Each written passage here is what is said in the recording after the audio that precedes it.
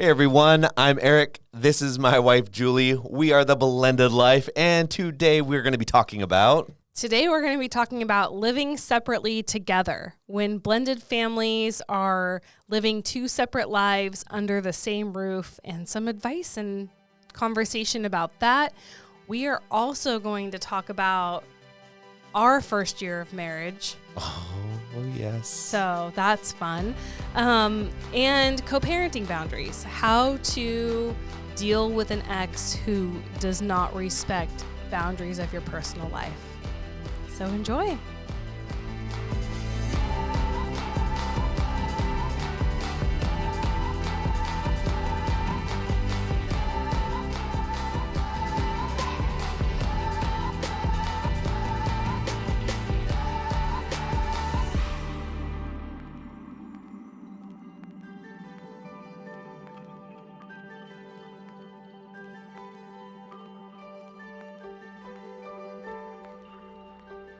Hey, you guys, welcome back. So we have write-ins this week per usual. And the first person asked if we could give advice on homes, so blended family homes that tend to keep the bio families apart. So separate living, right? Like you and your kids, me and my kids, and we're always doing our own things and promoting separate living. Are we promoting it though? No, not us, but this person's asking for advice for those types of families who each bio family within the blended family home makes their own plans, eats separately, and even goes as far as it's all separate outings. Oh, really? And so she was just wanting advice on that general topic. Okay. Advice as like... we're going to help her figure out how to get this as like a one unit thing, or advice how to co-mingle your, what would you call it? Your roommate situation. It's a blended roommate situation. With conjugal visits. From the parents, I hope. Yes. Okay.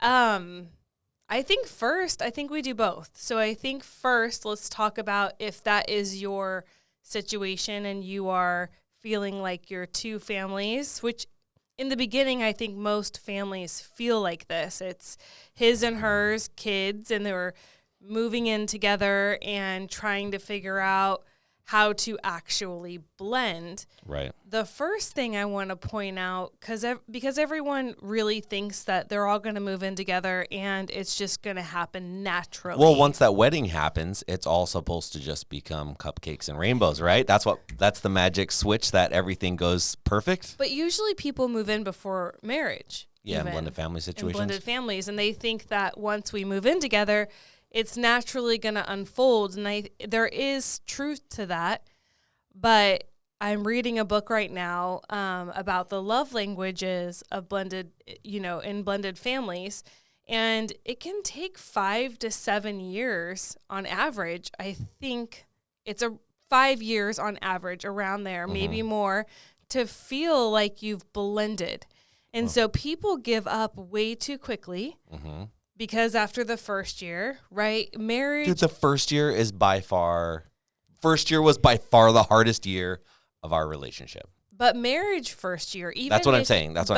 And that's true across the board, whether you have a blended family or not. The first year of marriage, it is said that it's always the hardest because you're figuring it all out. You're joining your lives. You're figuring out each other's habits, finances... household duties, who's doing what, who's not, who's stepping up, who's not. It's figuring out each other's schedules, tendencies. See, but it's weird, though, because we had commingled. We had been living together for years. Is that the right? That's the right with the commingling. We're commingling. Yeah. Give me a break. You know what I mean? Like, we had been together. We'd been living together. Our kids had been around each other, living together. And still, that first year of marriage seemed to be just the hardest. Why was it year. hard for you? I'm curious for you. Why do you say that? Help our audience, because I think people really feel like that, but it's hard to put into words. You're gonna have to help me fill in the blanks. I just remember it being just very, very argumentative. Very. When you say we were trying to figure things out, we totally were. But I can't pinpoint why it was so tough. I know just at the end of the year, we're like, man, that year, before it even happened, it was years before 2020, but that year was our 2020 of our marriage. Yeah. Looking back, I would say that everything leading up to our wedding was exciting. Okay. So, meeting each other, then forming a friendship, then we started dating, and then we introduced the kids, and then it was going deeper into our relationship and eventually moving in together, and that was really exciting. Right. And then it was getting engaged, and that was really exciting. Our whole wedding planning was like just tons of fun, right? Our whole wedding planning, so fun. We probably planned, we knew that we were going to, but the 6 months of producing our wedding film and getting everything ready for our venue, it was just such a high, right? We were having so much fun. Yeah. And then we went on this incredible, what are those things called? Honeymoon? The honeymoon thing. The honeymoon was my favorite trip we've ever Right, ever but it was just had. you and I 10 days away. The first and last time we've ever done that. It was great. It was a lot of fun, And I want to say this about the honeymoon, and I've said it on our podcast before. Mm-hmm. Yeah, the honeymoon was a high. Like, to go from the wedding, which was a phenomenal experience, to a honeymoon that was a dream, right, was everything. But it was interesting because I was on our honeymoon, night 1 or 2. We had just got there, and I was thinking, like, oh crap, we've never been away together this long on our own. Right. And I was thinking, I said, advice I would give people is to take a trip together before you get married. Luckily for us, it was wonderful. Mm-hmm. But what if we had signed, sealed, delivered this marriage, and then we go away for the very first time, right, on our own and then what without if it was any hell? Kids? Yeah. We'd never done that before. That's true. And I was like, and we gosh. had we've had great vacations as a family, but we've also had very, very trying and tough vacations as a family with the dynamics. Like, all of our family vacations were horrible. I can't think of one. I think we always find good in them. We always have fun. But at the end of the day, we're a real blended family. We're a real family. We're a real family. But that's a piece of advice before you all walk down the aisle. If you haven't done that yet, go away with your significant other and spend some time, just you two, out of the distraction of the kids and the chaos that blended family life is, and the co-parenting and all the things that, bat around your family. Because I really was sitting there day 1, day 2 of our honeymoon, like, what if this doesn't work out for us? What if we're fighting the whole time? Right. What if we have nothing in common? What if we can't figure out something to talk about? Did we fight a single time on our honeymoon? No. Dang. What if we can't have fun together? All these things because we'd never tried. And so, what if our what if the volcano never explodes and kills us all? Yeah, but what if we just can't connect? Do you remember the volcano waking us up in the middle of the night, just there was rumbling? Earthquakes. And I know that's what I'm saying, just everything just rumbling. Yeah, it was calling me to it. I was very drawn to it and called me to it. I remember the night that I was Joe versus the volcano. Goes Eric. Yeah, jumping in. The night that I was getting ready to get up the next morning to go get. If you guys don't know, I got to shoot volcanoes. We went to Hawaii on our honeymoon. During active. You guys remember when everything was erupting and everything was going off as all over national news? I got to go shoot the volcano, and that was super exciting. With a camera. With a camera. I didn't actually pew pew. They shoot it with a pew pew gun. Laser gun. He said this is laser beam. Laser beams. So, I remember the night though, getting ready. It was kind of a spur of the moment thing. We booked the boat excursion. Trip. At dinner the night before, and it was really a 6-hour notice. All right, we're gonna go, and we go to bed that night. And I remember in the middle of the night, just waking up to the whole, just we're in this yurt and like everything's like gonna die. I'm like, oh, it's calling me. I can't wait. I didn't sleep at all that night. And then I got on the boat the next morning and it was awesome. And I got like phenomenal shots and it was just tons of fun. Yeah. I was actually just thinking about this the other day. I have all those raw images. It would be nice to bring, because that was 3 years ago now. It'd be nice to bring up all those images again and just do just a fresh edit. Like, you know, just different type of edit than I've done on them. Anyways, getting a little off subject here, but it excites me. So I think for why our year one was hard was up to our honeymoon, everything was, so I think we had common goals, right? Our common goal of friendship, our common goal of dating and getting to know each other and that spark and wanting to grow that, our common goal of introducing the kids, our common goal of cohabitating, and then our common goal of getting married and then going off on this honeymoon. We always had something to work towards and work on and exciting to look forward to.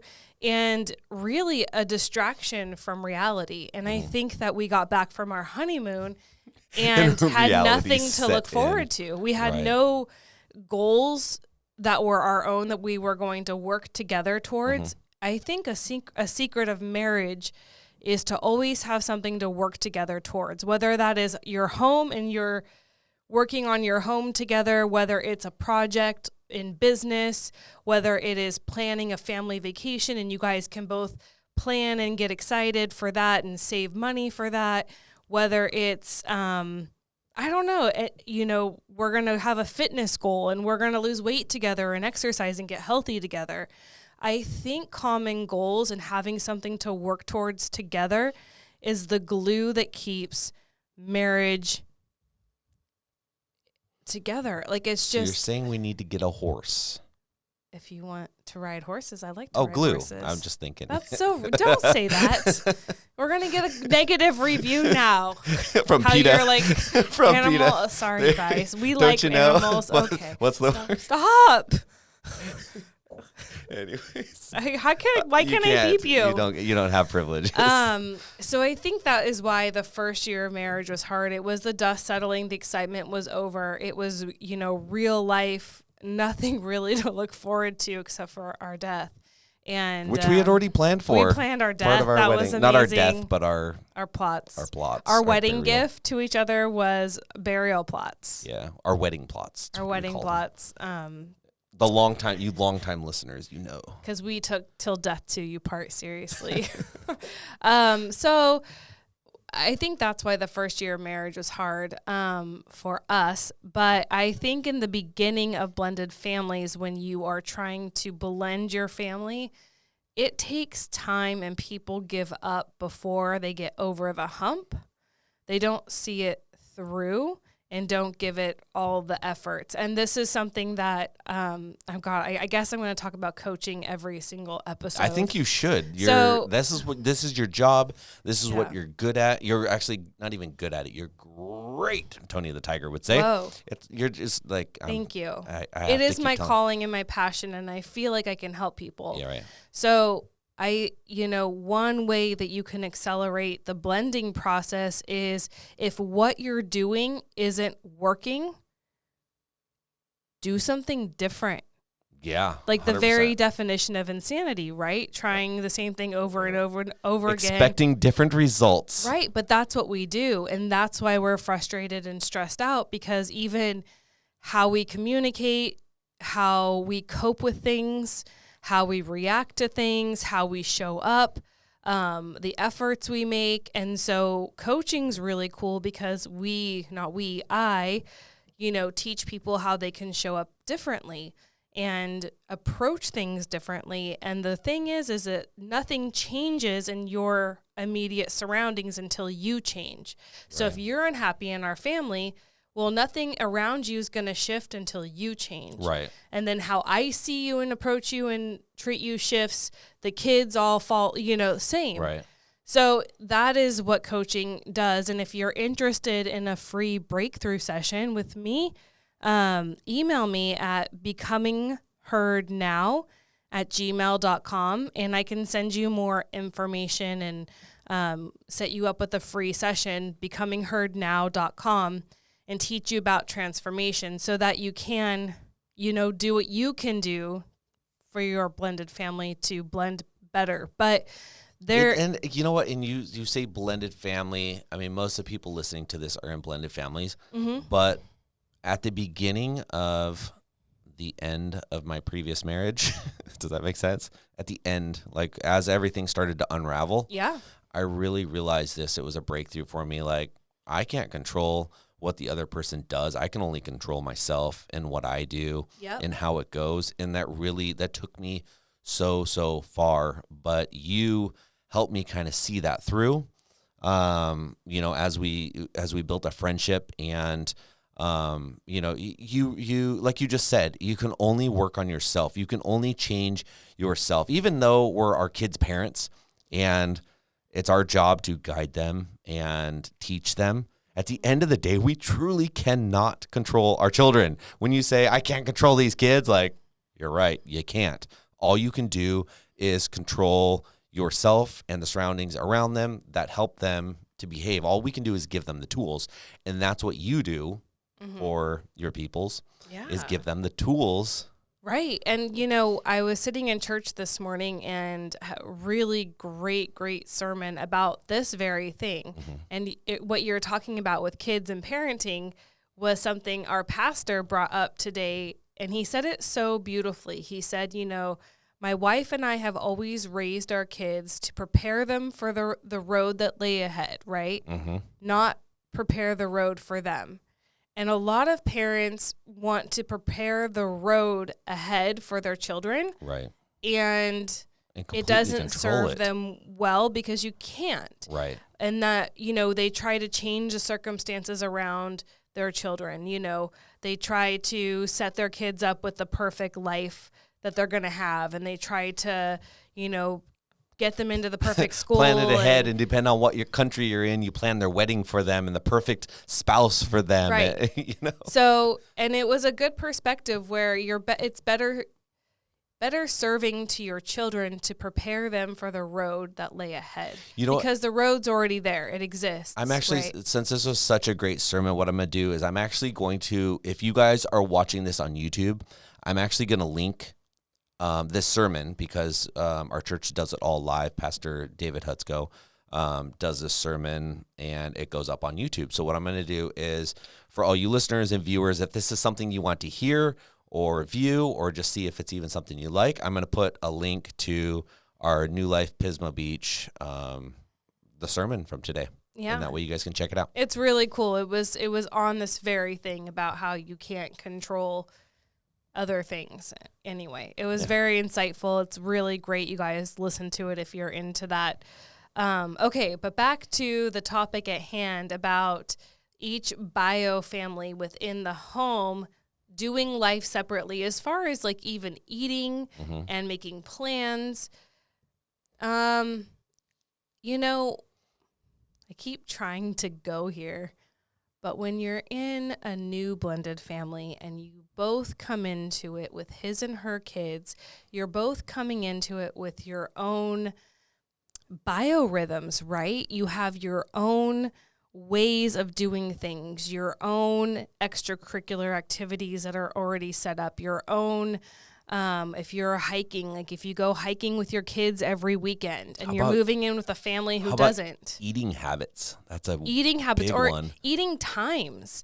What if you're moving in and one family, one set of family, one or bio sleeping, family eats or sleeping later than the other. Habits. Sleeping That's habits. a big one with us. Yeah. I'm not salty. I go to bed alone every night at all. But you wake up in perfect company. Me and the dogs. And we have to be quiet for the next 4 hours. That's how I feel at night. See? You feel my pain, love. I do. So, anywho, it is just I think it's a lot of that in the beginning, because you already have your own way of doing life with your own kids, and then you move in together, and then it's all about, what do we do? Most people don't talk about it. Most people just move in and continue on in life. And then they start feeling, hey, this doesn't feel right. This doesn't feel good. This doesn't feel like we're a family. Well, it takes planning. It takes communication. It takes, if this doesn't work for you, some families live like that, fine. Mm-hmm. Some families that works. That's cool. Awesome. Some families, it doesn't feel fulfilling. It doesn't feel like a family. And if that's you, here's advice I want to give about that. Small wins matter. So nothing is going to change overnight. Also, I think an expectation that comes into when you're blending a family is that, yes, we understand that we are two separate families joining as one and two separate families with our own ways joining as one, but then we join as one and everything changes. Mm-hmm. That's an unrealistic expectation and actually very jarring for kids. Right. And can be for adults too. So maybe you tackle one thing at a time. So we're playing football now. You're like going to sleep. I can see your eyes glazing over. It's funny. I'm drooling. You're drooling. Would you like a cup? No, thanks. Drool cup. That's all right. I'm going to get you a little thing that hangs from your... my beard? No, from your headphones. Like just like a little drool cup. Nice. Yes, but then how would I bathe? I need the drool. Anyways, it all works hand in hand. But what I want to say about that, if this living separately is bugging you or doesn't work, don't try to tackle everything all at once and make everything change all at once. Do it little by little.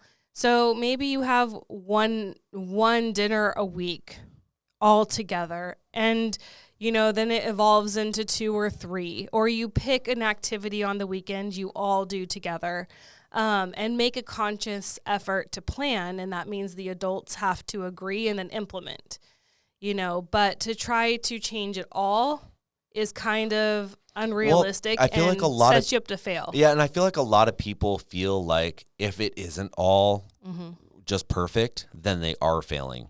And I think people need to realize, like, you're perfect where you are. Like, the fact that you're even listening to this or watching this is just the fact that you care.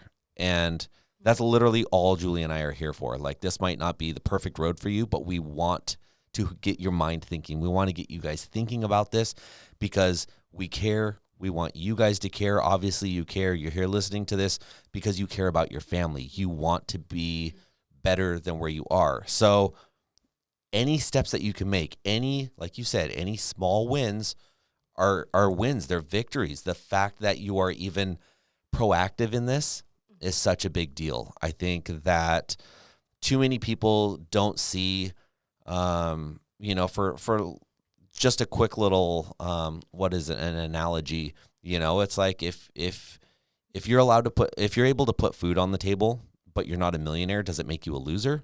No, like, you're putting food on the table, it's going to take all those steps. But the fact that you want to be a millionaire, figure out your steps to get there, So in this case, we want to be greater blended families. So figure out the steps that we're going to get there. But the fact that we are proactive, we are doing our planning, we are communicating, at the end of the day, we just care. Those are wins. Yeah, and it's a bunch of small steps that lead to that change that you want. Change you don't get from a bottom of a mountain to the top of a mountain just like in an instant, right? You have to take steps. You have to climb it. It is step by step, right? It is on the ladder. It's rung by rung. You have to go, So I think it's just also taking a beat, slowing down, understanding that one step in the right direction is awesome. That's one step in the right direction, which gets you closer to where you want to be. So don't forget to celebrate the wins, and acknowledge that you've moved closer to your ultimate goal of blending, because we get so discouraged when we're not where we want to be that we forget to be like, yes, but look how far we've come to where we were. I found something that our good buddy Caleb posted earlier, and it's the same sort of thing. So if you guys are watching or you're looking, I don't know if you guys can see those, they're a pair of brand new boots, a pair of brand new Danners, and it says, If you would have told me what these boots would walk through, I would have told you that's impossible. By default, I like things to be clean, organized, and excellent. And underneath it all, I realize there might be some control. I'm learning how few things I can control in life. As much as I wish these boots looked like this today, and in this picture they're brand new, the fact is they don't. They look a lot different. They are rough, well-worn, and in a lot of ways, not how I want them to look. All capitalized look. But what people don't see is how much better they function, the things they have accomplished, and most importantly, the people they have helped. And I feel like that's a big thing for our blended families. It's we want them to look a certain way. We dress them up to be a certain way. It's always this pretty on the outside where this all dressed in white, perfect family picture, just picture perfect. But what people don't see is the trials and tribulations and what it takes to get to the point that we're at, But by the point that we're there, it might not look perfect to the outside in, or it might, but we know what we've been through. We now fit better. It's everything that we have accomplished along the way. And I think those are the wins that people need to look for. What have we done along the way? Why are we different? Why are we here? It's not stop caring what people think about you guys. Stop caring about what the world thinks that you should look like or how you should look. Think of how you want to look as a family and what makes our family so perfect, Yeah, that's really good advice. Because we get discouraged. Right. And we get hopeless. And, it's a lot of work and a lot of time. And that's what we focus on. And when we focus on that, that's how we show up for our family, is disappointed. Right. If you're always disappointed, you're going to show up disappointed every day. And that's how you're going to interact with your spouse, with your kids, with your stepkids, even with your co-parenting. And so it's really super important to acknowledge the good, the wins, and to make efforts to take those small steps forward, right? If you don't like separate living and yet you're doing nothing to change it, then that's on you. And so it is up to the adults in the home to lead that charge and put down some boundaries that, lunch and dinner, we don't have to eat together. Or I'm sorry, breakfast and lunch, we don't have to eat together. Right. Whatever, but dinner, that's a non-negotiable. We're going to do this, or maybe you have Sunday suppers. Mm-hmm. That's a huge thing. So during the week, everyone's busy with sports and that and whatever, but Sunday suppers, we're coming together as a family, and that's it. Just find something. Find something that works for your family. One thing a week, right? Start there, whether that's a meal or an outing or an adventure or a game night. Family bath time. No. Oh. No. Oh. Okay.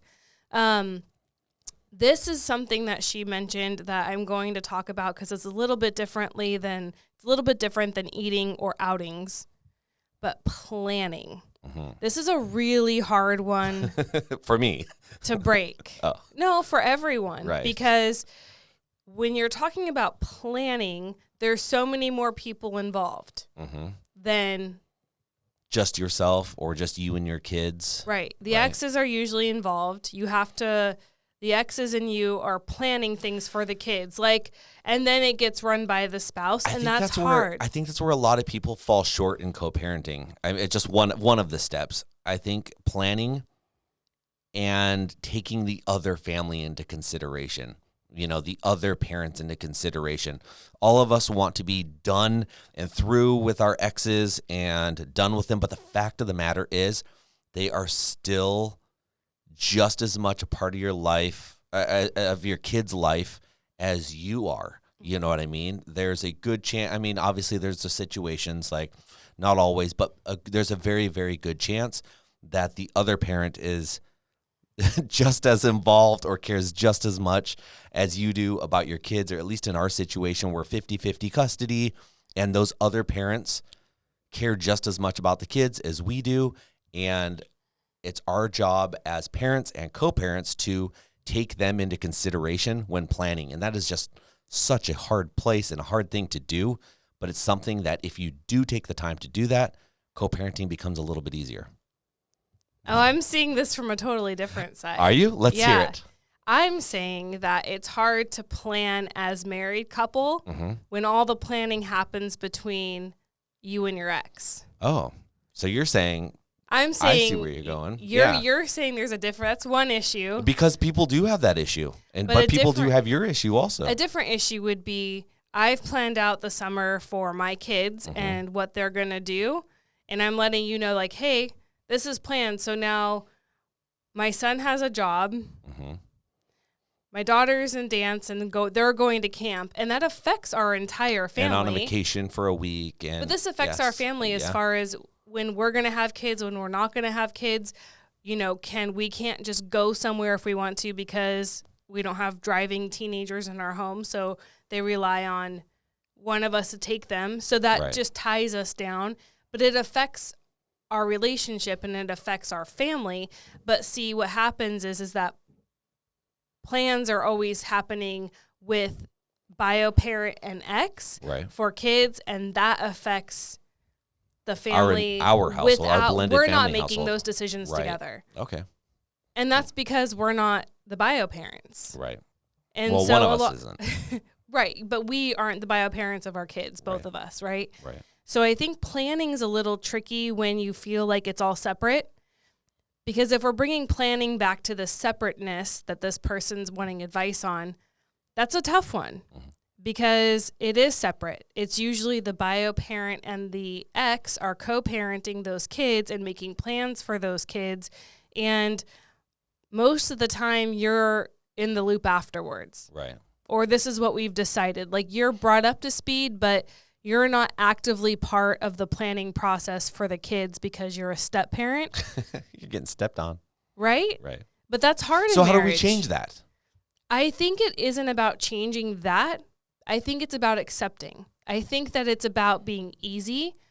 Because if you can change your rigidity and you can change if you're always upset by something that just is, then that's your burden to bear. Right. Either it's not going to change. Okay. Co-parents aren't going to stop co-parenting because you don't want them to co-parent. No, we should never want that. You want people to co-parent. You want because if everyone's co-parenting well, everything just flows a little bit better. But you also, going to the point that you're talking about now, you can't let co-parenting trump your marriage. You need to find a way to have a happy medium to where you can co-parent well, but you also need to extend the same.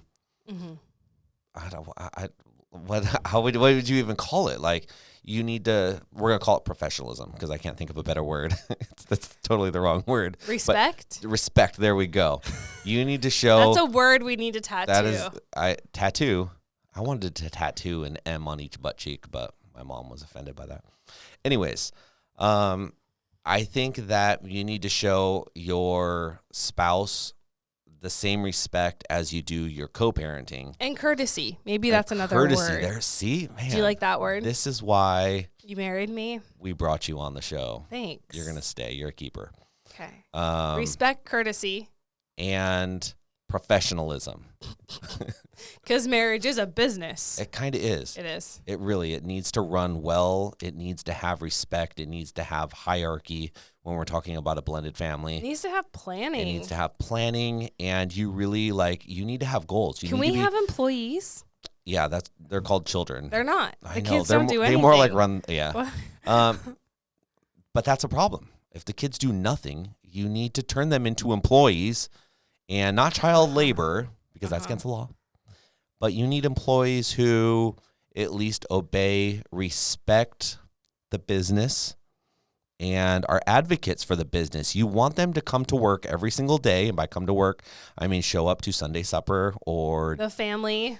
Be a part of the family. Just be a part of the family, but also respect their coworkers. And And kids also are a extension of you and your family when they 100%. go out. They're representatives. 100%. So when kids leave your house and go out into the world, as minors especially, right, they are representing your family. Right. So also the Now, I wish our representatives. workers were as well behaved at the workplace as they were out in the community. That would make life so much easier for us. I'm glad we have great representatives in the community, but we need to work on our storefront a little bit. Yeah. So we were so off topic. Now I'm lost. It's just business minded. No, we're talking about planning though, and how that can be hard, and how. So this may not even be this person's thought, but when she said planning, that's where I went to, because I have struggled with that, where it's you come to me and it's already all planned, or in your case, you have no idea what's going on most of the time. What do you mean? I try to ask you what the plan is, when comings and goings are happening, what's going on and whatever. We're so and like nobody knows anything, and so it's really weird. We're just so fluid with it, where it's like, unless it's dire no need. structure whatsoever. No. And it helps sometimes, but it also doesn't help sometimes. It doesn't help in our relationship, apparently. No. But also it kind of does, because I can be like, well, when do you have something? Because I'll make it just work. And, I have no idea what's going on. Yeah. So I think that if you're not taking the time to connect with everything just takes effort. Everything takes intentionality. You have to consciously choose to go to your spouse and talk to them in a way where they feel included. That's what I always talk about, communication. But the way you bring it up too. It isn't just what you say, it's how you say it. Right, and how you present it to them, because if you're like, this is what it is and this is how it's going to be, and then you get called the boss and you're like, yep, that's right. Recognize. I'm leaving it on the other camera so it looks like you're just looking off into left field. But I'm knocking you off your high horse. Bring your spouse into it with compassion, with consideration, for sure, with as care. A teammate, as a business partner, and also I think what you said earlier about your spouse trumps everything, or should. If your spouse really has a problem, like a legitimate concern. Like if the kid goes there, they're going to slice their finger off because it is a slice the finger off place. And that's all right. We got a horse. We'll glue it back on. Stop. But, if your spouse brings up a legitimate concern why this plan is not in the best interest of the child, or brings up, hey, that's our anniversary. Horses eat hay. Okay. We're going to get you a horse to take care Just of. a little miniature one. Yes. I know what I'm getting you now for your birthday. Oh, sorry. I'm hitting the mic. Horse collection. A horse. Anyways. With lots of glue. Yay. Okay. I don't even remember. See, sorry, you guys. I don't this even is know all what's my fault. happening. I don't either. You told me. Planning. Planning. There you go. I think communication's just a huge thing too.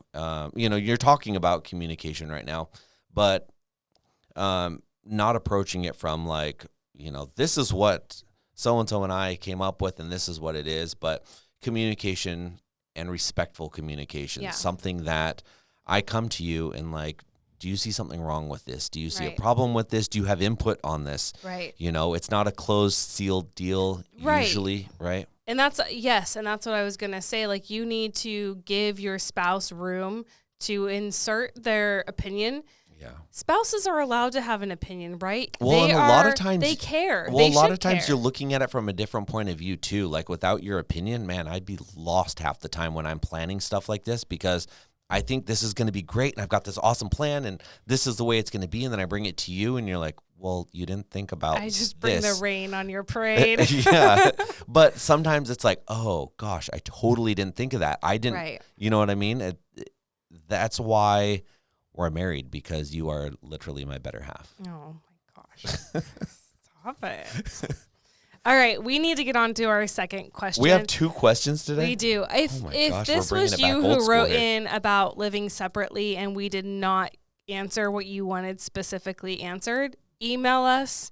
and let we'll us do a know do-over. or message us, and we can either write back or we'll go into it on a different episode. But it was a general question, so Yeah. maybe this will lead you to a specific question, or, you know, maybe you can use this podcast to spark conversation about this. It's a great way to start conversations, especially hard conversations. Blame it on us. Don't forget. If you guys always blame it on us, as the world does, it's our fault. You know? Exes do. It's fine. We're always at fault.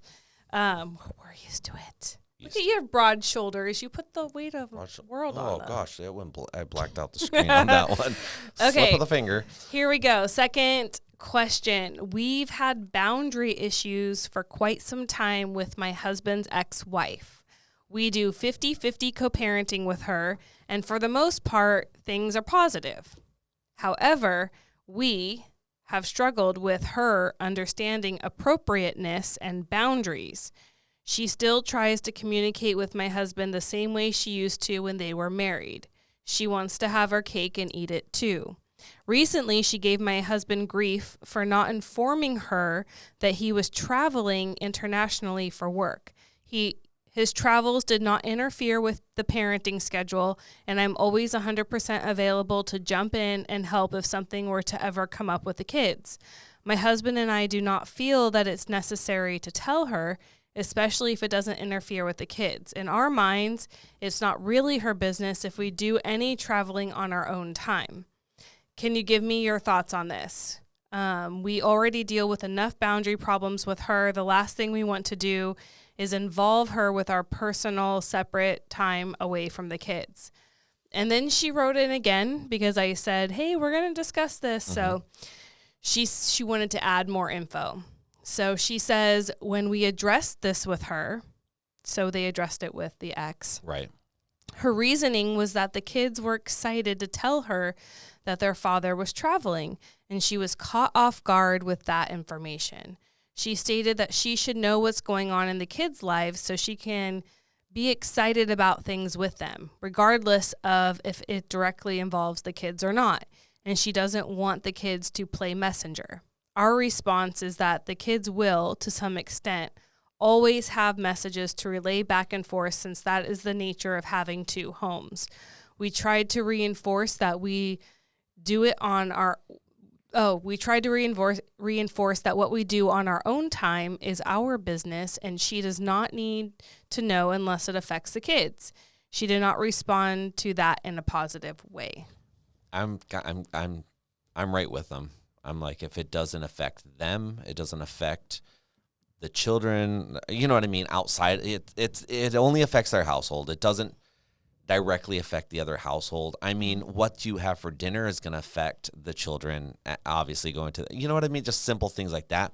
It doesn't matter. Like, I'm totally with them on this. I don't think that if husband's traveling out of town, out of state, out of country, whatever, same thing with the wife, you know. Now, if you're taking those kids with you out of state, out of country, whatever, then it's probably something that you need to discuss, yeah. you know, like, yeah, we're going to be out of town for 2 weeks. Like, yeah, mom should probably know this.